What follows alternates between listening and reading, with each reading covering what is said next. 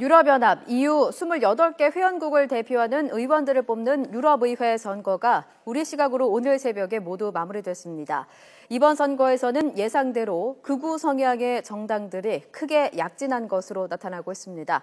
유럽 연결해서 자세한 소식 들어봅니다. 김은건 특파원.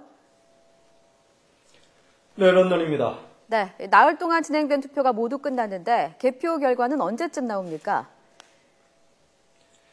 네, 일요일인 어제 투표가 진행된 21개 나라를 포함한 공식 개표 결과는 오늘 오후 늦게나 나올 것으로 보입니다. 다만 유럽의회 사무국이 각국 출구조사와 중간 개표 결과 등을 토대로 예상되는 의석 확보수를 산출해서 발표하고 있는데요. 현재 제1당인 중도우파 유럽국민당 그룹이 전체 751석 가운데 210여 석을 차지해서 1당을 유지할 것으로 예측됐습니다. 또 사회당 그룹이 190석으로 2위를 지켰고 자유민주당 그룹이 74석, 녹색당 그룹이 58석을 확보할 것으로 조사됐습니다.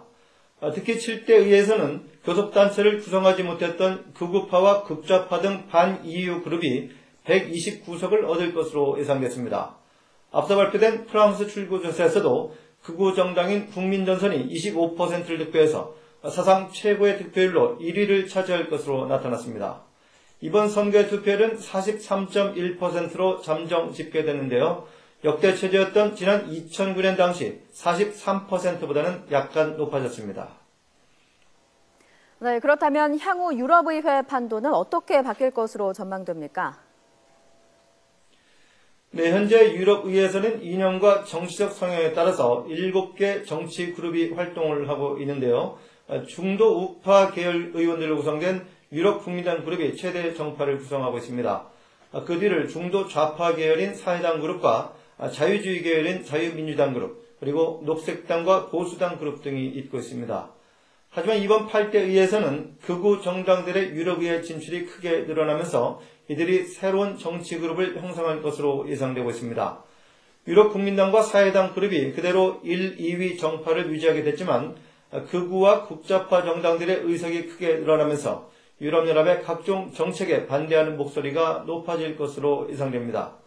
특히 아예 유럽연합 탈퇴를 요구하거나 자유이민 정책에 반대하는 움직임이 거세질 경우 유럽의 통합 노력이 큰 도전을 맞을 것으로 전망됩니다.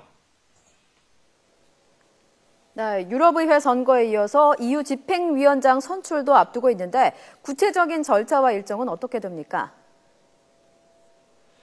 네, EU는 유럽의회 선거가 끝나자마자 집행위원장과 상임정상회의 상임의장, 그리고 유럽의회 의장 등 최고위직을 모두 새로 선출하게 됩니다.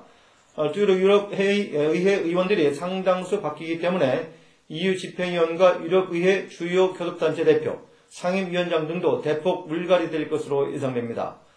당장 내일 27일에는 EU 정상들의 비공식 회동에서 집행위원장 선출 방안이 논의됩니다. EU 정상들의 모임인 유럽이사회는 오는 7월 중순에 새 EU 집행위원장 지명자를 발표할 예정인데 새 집행위원장 지명자는 유럽의회에서 제적 과반수 동의를 얻어야 집행위원장으로 확정됩니다. 이번 선거에서는 5개 정치 그룹들이 각자 대표 후보를 내세우고 선거운동을 펼쳤는데요. 선거에서 승리한 정치 집단의 대표 후보가 EU 집행위원장에 오를 가능성이 높지만 EU 정상회의 협의 과정에서 의회 후보가 선택될 가능성도 배제할 수 없습니다. 지금까지 런던에서 YTN 김은건입니다.